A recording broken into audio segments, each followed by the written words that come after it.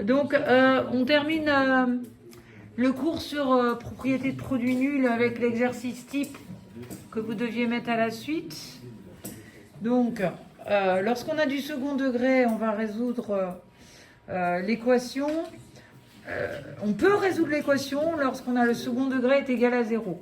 Donc, on utilise la propriété qu'un produit de facteur est nul si l'un des facteurs est nul. Donc, soit 2x moins 1 égale à 0, soit 5x plus 7 égale à 0. On résout nos deux petites équations du premier degré et on trouve les deux solutions à cette équation.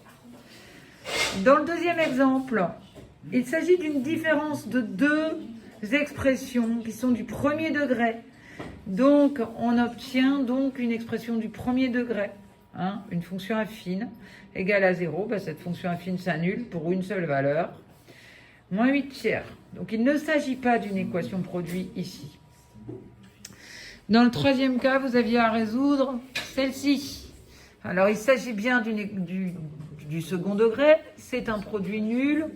Donc, on peut dire que soit 6x moins 2 égale 0, soit 7 moins x égale à 0. Et on trouve deux solutions à cette équation. Voilà, alors la dernière activité, on la fera plus tard. Je vais quand même vous expliquer la méthode. Vous finissez l'exo 8 de la feuille, vous pouvez faire 10 et 11.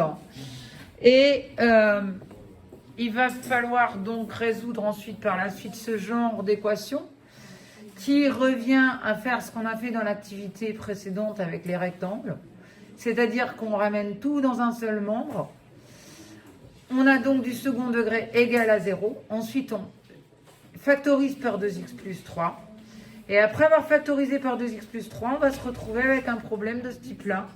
Donc de produit nul et deux solutions à trouver. Voilà.